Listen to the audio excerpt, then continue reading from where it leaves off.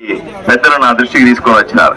మొట్టమొదటిది, ఇక్కడ పేదవాళ్లకు టాయిలెట్స్ ఏర్పాటు చేసినటువంటి భూమిని ఎవరో ఆక్రమించుకున్నారు. అంతేనా? ఈ భూమిని అంటే మహిళల కోసము, పేదల కోసము టాయిలెట్లు నిర్మించడానికి కేటాయించినటువంటి ప్రభుత్వ భూమిని కూడా ఎవరు ఆక్రమించుకొని అమ్ముకున్నారంటే చాలా దారుణమైన విషయం. ఇది చాలా సీరియస్ ఇష్యూనే. దీని మీద తప్పనిసరిగా చర్యలు ఉంటాయి. ఎవరు ఈ గాంధీనగర్ లో ఇక్కడ ఎవరు కూడా బాధపడాల్సిన అవసరం లేదు. ఏదైతే ఆక్రమించుకున్నారో ఆ భూమిని మళ్ళీ ఖాళీ చేయించి ఇక్కడ కాలనీ వాసులకి ఇచ్చే బాధ్యత నేను తీసుకుంటాను. ఎందుకంటే కబ్జాలు అనేవి మంచివి కాదు, ఈ ఊరికి అసలు మంచివి కాదు. ఏ కాలనీకి పోయినా కబ్జాలు అంటున్నారు, ఏ ఏరియాకి పోయినా కబ్జాలు అంటున్నారు, ఏ గ్రామానికి పోయినా కబ్జాలు అంటా ఉన్నారు. కబ్జాలు ఆదోనిలో నేను ఒప్పుకోను, సమస్య లేదు. కూటమి తరఫున, మా అన్ని పార్టీల తరఫున నేను మాట్లాడుతా ఉన్నాను. కబ్జాలు మేము ఒప్పుకోం. ఎవరెవరైతే కేవలం మేము ఇంకొక విషయం కూడా చెప్తా ఉన్నాను, ఆదోని వాసులకు అందరికీ చాలా స్పష్టంగా చెప్తా ఉన్నా. కబ్జాల మీద, ఎమ్మెల్యే చేస్తున్నటువంటి, వాళ్ళ అనుచరులు చేస్తున్నటువంటి దోపిడీల మీద, రౌడీయిజం మీద, ఏదైతే వాళ్ళ స్థలాల మీద పడి దోచుకున్నారో వాళ్ళందరి మీద కేవలం మేం మాట్లాడితే సరిపోదు, ప్రజలు కూడా మాట్లాడాలా. ప్రజలు కూడా మీడియా ముందుకు రావాలా.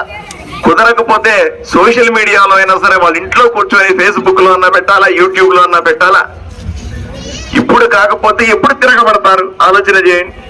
ఆదోనిలో ఉన్నటువంటి ప్రజలందరికీ చెప్తా ఉన్నా, ఎమ్మెల్యే సాయి ప్రసాద్ రెడ్డి బాధితులకు అందరికీ చెప్తా ఉన్నా, ఎమ్మెల్యే సాయి ప్రసాద్ రెడ్డి గారు ఎవరెవరి మీద దౌర్జన్యాలు చేశాడో, ఎవరెవరి మీద అఘాయిత్యాలు చేశాడో, ఎవరెవరి ఇళ్లు కబ్జా చేసుకున్నాడో, ఎవరెవరి స్థలాలు కబ్జా చేసుకున్నాడో, ప్రభుత్వ స్థలాలు కబ్జా చేసుకున్నాడో, లేదా గుడులకు సంబంధించినటువంటి గుడుల స్థలాలు కూడా కబ్జా చేసుకున్నాడో, వీళ్ళందరూ కూడా బయటికి రండి దయచేసి. ఇప్పుడు కాకపోతే ఎప్పుడు మాట్లాడతారు? ఇంకా ఇప్పుడు మళ్ళీ మాట్లాడకపోతే 5 ఏళ్లు మీరు మాట్లాడినా పట్టించుకునే వాళ్ళే ఉండరు అన్న విషయాన్ని నేను మీకు తెలియజేస్తా ఉన్నా. రండి, బయటికి రండి, పబ్లిక్ గా మాట్లాడండి. మీకు జరిగిన అన్యాయానికి మేము తోడుంటాం. మీకు జరిగినటువంటి ద్రోహానికి, మీకు జరిగినటువంటి సమస్యలకి, ప్రజలకు సంబంధించినటువంటి ఇబ్బందులకు అన్నింటికీ కూడా మేము తోడండి పోట్లాడతాం. మీరు బయటకు వచ్చి మాట్లాడి మీ సమస్యను ధైర్యంగా ఎదుర్కొంటే పరిష్కారం దొరుకుతుందని మాత్రం చెబుతాను. నేను మళ్ళీ ఒక పిల్లిని కూడా రూమ్ లో వేసి కొడితే తిరగబడుతుందంట. మరి ఆదోని వాసులందరూ కూడా 10 సంవత్సరాలుగా ఎమ్మెల్యే సాయి ప్రసాద్ రెడ్డి గారు చేస్తున్నటువంటి దౌర్జన్యాలకి ఎందుకు తిరగబడరు అని సూటిగా ప్రశ్నిస్తా ఉన్నా. ఇంతకంటే మంచి సమయం ఉందా తిరగబడ్డానికి అని అడుగుతా ఉన్నా. మీరు బయటకు వచ్చి మాట్లాడితే 10 మంది చూస్తారు, మీరు బయటకు వచ్చి మాట్లాడితే 10 మంది వింటారు, మీరు బయటకు వచ్చి మాట్లాడితే పరిష్కారం వస్తుంది, మీరు బయటకు వచ్చి మాట్లాడితే మాకు ఇటువంటి అన్యాయం జరగకూడదని మిగతా వాళ్ళు మారుతారు. ఈ బాధ్యత మీకు లేదా అని ఆదోని వాసులందరినీ అడుగుతా ఉన్నా.